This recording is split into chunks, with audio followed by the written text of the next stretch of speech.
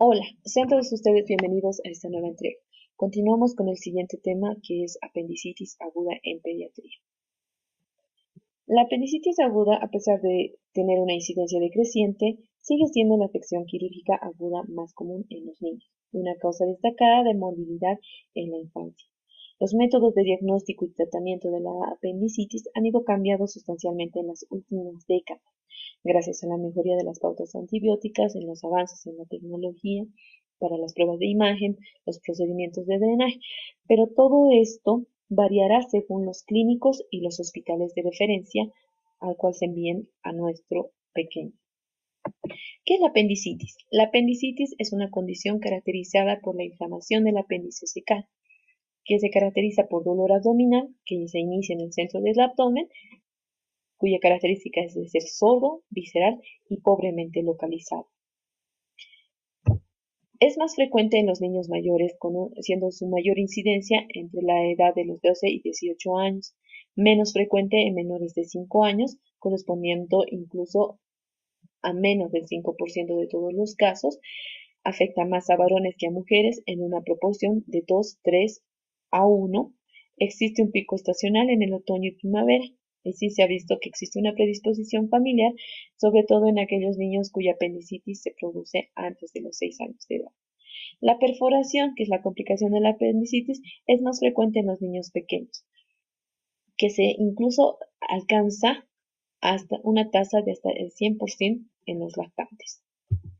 ¿Cuál es la fisiopatología de esta entidad? La apendicitis aguda es muy probablemente una enfermedad con múltiples etiologías y su vía final implica la invasión de la pared apendicular por bacterias. Una vía para la apendicitis aguda comienza con la obstrucción luminal, a lo cual se ha implicado material fecal condensado, hiperplasia linfoide, cuerpo extraño ingerido, parásitos y tumores. La obstrucción de la luz apendicular va a dar lugar a mayores presiones intraluminales por la proliferación bacteriana y la secreción continua de moco.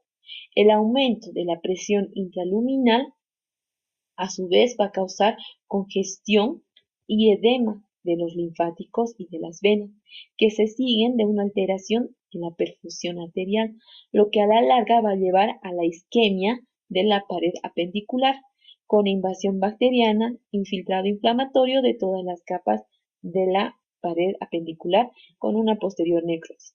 Esta progresión se va a correlacionar clínicamente con la progresión de una apendicitis simple a apendicitis gangrenosa y a continuación la perforación apendicular.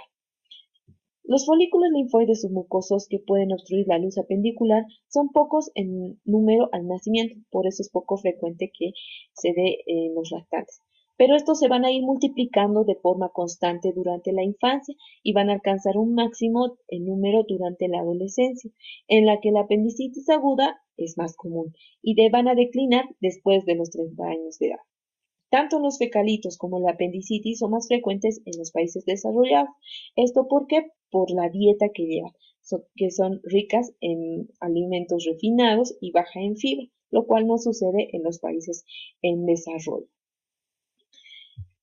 ¿Cuáles son las manifestaciones clínicas que ha de presentar nuestro paciente? Nuestro paciente, debemos decir que en la apendicitis infantil tiene un espectro muy amplio de presentación clínica. Los signos y síntomas pueden ser clásicos o atípicos y bastante variables dependiendo de la cronología de la presentación, la edad del paciente, la posición del apéndice y la variabilidad individual de la evolución que ha de presentar. La enfermedad suele comenzar generalmente de forma insidiosa, con malestar generalizado y anorexia. El niño no parece enfermo y es poco probable que la familia consulte con el médico, asumiendo que el niño tiene una gripe estomacal o un síndrome viral. Por desgracia, si el diagnóstico es apendicitis, la enfermedad va a ir progresando deprisa, con dolor abdominal, seguido de vómitos, probablemente con perforación apendicular que se puede producir en un plazo de 48 horas tras el inicio de la sintomatología, por lo que la oportunidad para diagnosticarla antes de la perforación suele ser muy breve. El dolor abdominal, que es el síntoma principal de esta entidad, siempre, a menudo, el primero en presentarse, se va a iniciar poco después u horas después del comienzo de la enfermedad. El dolor es inicialmente vago, no relacionado con la actividad o la posición, con frecuencia de tipo cólico y de localización periumbilical, como podemos ver acá en la imagen. Esto es por consecuencia de la inflamación visceral por un apéndice distendido. La progresión del proceso inflamatorio en las siguientes 12-24 horas lleva a la afectación de las superficies peritoneales parietales adyacentes, lo que va a dar lugar a un dolor somático localizado en la fosa ilíaca derecha. El dolor se vuelve constante y más intenso y se exacerba por el movimiento. El niño describe con frecuencia unas acusadas molestias cuando el coche que lo lleva al hospital tiene un recorrido fachado. Se mueve con cautela y tiene dificultad para ponerse de pie sobre la camilla en la sala de exploración. Más de la mitad de los pacientes tienen náuseas y vómitos, como dijimos previamente, y que suelen aparecer varias horas después del comienzo del dolor abdominal. La exploración física que se realizará del paciente, lo primero que nosotros debemos es inspeccionar el comportamiento del niño. Eso es un elemento primordial, así como el aspecto del abdomen. Debido a que la apendicitis suele tener un inicio insidioso, los niños pocas veces consultan antes de las 12 horas del inicio de la enfermedad y es probable que los que lo hacen de forma precoz tengan unos hallazgos mínimos.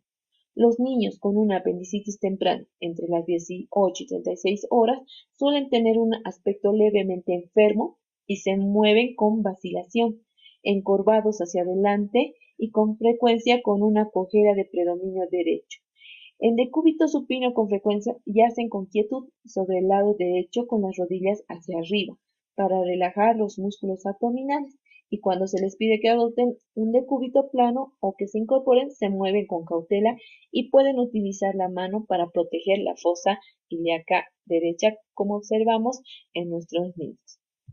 A la auscultación abdominal podemos encontrar ruidos aéreos normales o hiperactivos, pero horas posteriores vamos a encontrar una hipoactividad a medida que la enfermedad va a ir avanzando. A la palpación lo que se evidencia es la hipersensibilidad dolorosa localizada, que es el hallazgo individual más fiable en el diagnóstico de apendicitis aguda. Dentro del examen podemos buscar, por ejemplo, el punto de McBurney. Es el dolor localizado en la apendicitis aguda, que es la unión de los 2/3 laterales y medio de la línea que une la espina ilíaca anterosuperior, acá, la línea ilíaca anterosuperior derecha, y el ombligo. Pero el dolor puede localizarse también en cualquier punto aberrante del apéndice. Además, el dolor localizado es un hallazgo posterior y menos constante cuando el apéndice tiene una posición retrocecal. Otro signo que se puede encontrar es el signo de Robson, que es el dolor de rebote y el dolor de rebote referido, como acá podemos ver. También son hallazgos relevantes en la apendicitis aguda, pero no siempre están presentes. El dolor de rebote se desencadena por la palpación profunda del abdomen, seguida de la liberación súbita de la mano del explorador. Con frecuencia esta maniobra resulta muy dolorosa al niño y se ha demostrado una mala correlación con la peritonitis, de modo que debe evitarse. Una percusión suave con los dedos y es una prueba mejor de la irritación peritoneal. De modo similar, la exploración digital rectal es incómoda y probablemente no va a contribuir a la evaluación de la apendicitis en la mayoría de los casos. La exploración rectal puede ser de utilidad en casos seleccionados, incluso en los casos dudosos, cuando se sospecha de un apéndice o absceso pélvico, o en las adolescentes cuando se sospecha de una afectación del ovario. Los signos del psoas y del obturador interno consisten en la aparición del dolor con la distensión pasiva de estos músculos. El signo del psoas se desencadena, acá como podemos ver, el signo del psoas se desencadena con la flexión activa del muslo derecho y la extensión pasiva de la cadera. y suele ser positivo en los casos de apéndice retrocecal. El signo del obturador se demuestra el dolor por dolor del autor después de la rotación interna del muslo flexionando y es típicamente positivo en los casos de apéndice pélvico. La exploración física puede mostrar una masa en la fosa ilíaca derecha, que va a corresponder generalmente a un flemón inflamatorio alrededor del apéndice o a un absceso localizado.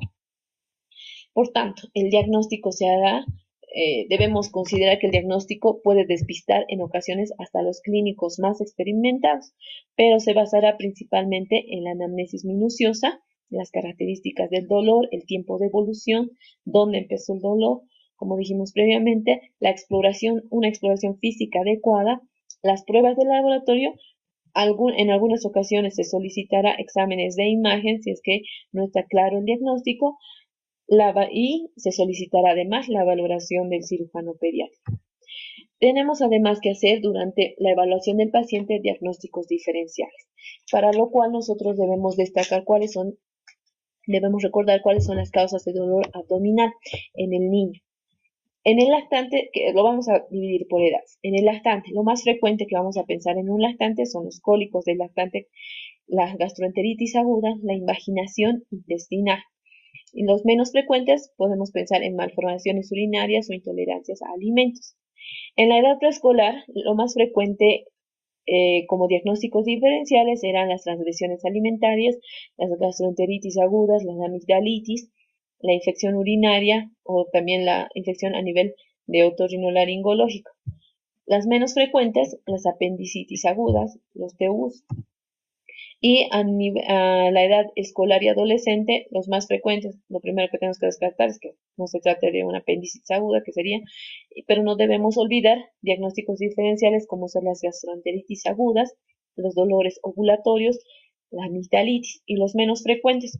Puede tratarse de una torsión ovárica, colecistopatías, ulcus gastrointestinales o gastroduodenales, la púrpura de Schoengen que también nos puede producir dolor abdominal o una enfermedad inflamatoria crónica intestinal. Como pudieron ver, son varios los diagnósticos diferenciales con los cuales nosotros debemos realizar. ¿Qué pruebas de laboratorio nos pueden servir? Un hemograma completo para ver si existiese una leucocitosis. Claro que esta se va a ver afectado horas posteriores y no al inicio de la enfermedad. También vamos a valorar lo que es la proteína C reactiva, que puede haber un aumento en la proporción del grado de inflamación apendicular, pero es inespecífica y no se utiliza ampliamente. La proteína amiloidea A sérica se halla siempre elevada en los pacientes con apendicitis aguda, con una sensibilidad y especificidad del 86 y el 83% respectivamente. También podemos solicitar en casos ya avanzados lo que son los electrolitos y el perfil hepático para hacer diagnóstico diferencial con otras enfermedades hepáticas. El examen general de orina nos sirven o nos muestra a menudo algunos leucocitos o hematíes debido a la proximidad del apéndice inflamado con el uréter o la vejiga, pero debe estar libre de bacterias. La orina suele estar concentrada y contiene cetonas por la disminución de la ingesta oral y por los vómitos que pueda llegar a presentar el paciente. Cabe recalcar que ninguna es muy sensible ni específica para el diagnóstico de apendicitis. Para hacer el diagnóstico, además, nosotros podemos tomar en cuenta lo que es la escala de apendicitis pediátrica, donde vamos a encontrar varios signos, sintomatologías y exámenes de laboratorio, que va a ser la combinación de todos estos para valorar la apendicitis. ¿Qué datos se toman en cuenta para esto? La fiebre, que generalmente está puede ser igual o mayor a 38 grados centígrados, teniendo una puntuación de 1. Anorexia, 1 punto. Náuseas y vómitos, 1 punto. La hipersensibilidad dolorosa, ya sea a la tos, a la percusión o a los saltos que se le pueden solicitar al paciente, 2 puntos. La hipersensibilidad dolorosa en fosa ilíaca derecha, 2 puntos. La migración del dolor, 1 punto. La leucocitosis, que puede ser mayor a 10.000 por milímetro cúbico, 1 punto. La neutrofilia polimorfonuclear, que tiene que ser mayor a 7.500 por milímetro cúbico, 1 punto. dando todo esto un resultado de 10 puntos. Ahora, ¿cómo se va a valorar esta escala? Cuando tenemos una puntuación igual o menor a 2, es poco probable de que se trate de una apendicitis. Si es de 3 a 7 puntos, lo más probable es que nos indica que requerimos más estudios diagnósticos. Pero si tenemos un puntaje igual o mayor a 8, probablemente se trate de una apendicitis.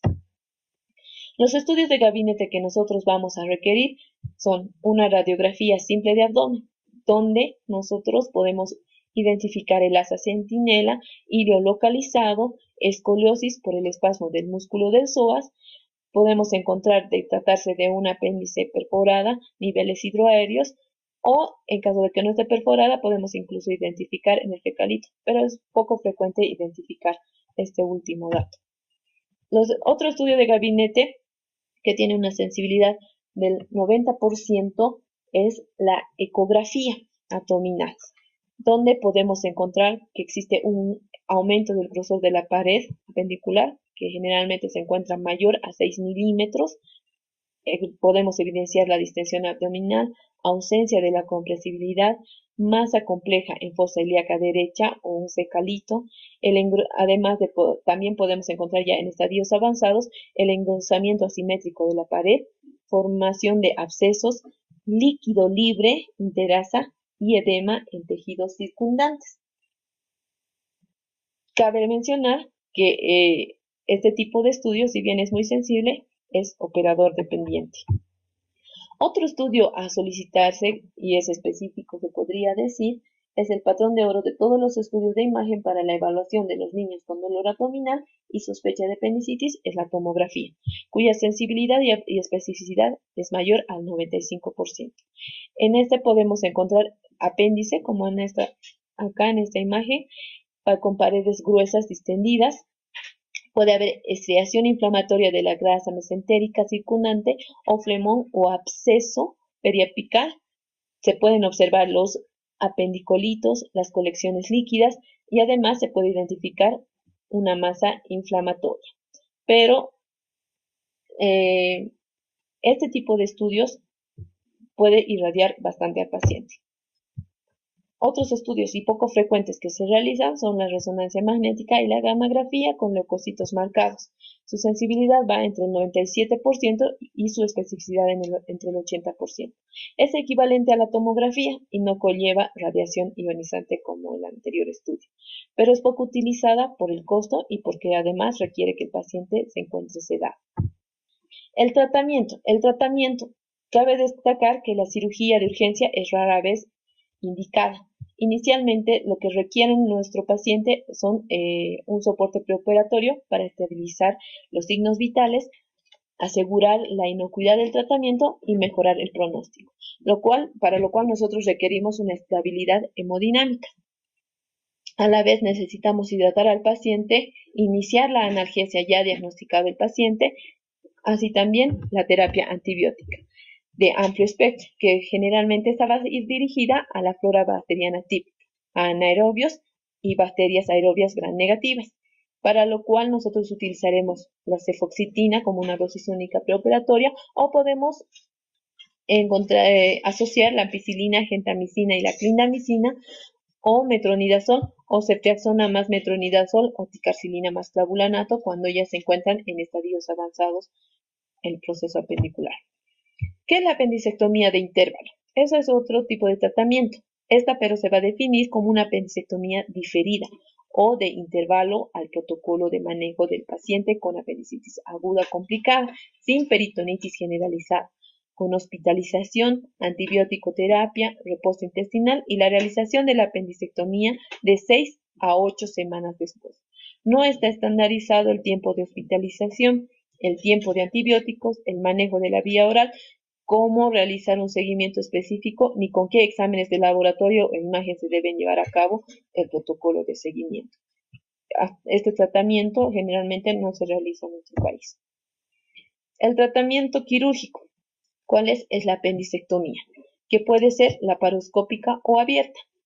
La abierta se trata de una incisión con separación muscular en la fosa ilíaca derecha y la laparoscópica, que es más conveniente, ya que requiere menor requerimiento de analgesia, tiene menor morbilidad, mejores resultados estéticos, pero la desventaja es que los tiempos quirúrgicos son mayores, al igual que los costos. Las complicaciones que puede presentar nuestro paciente.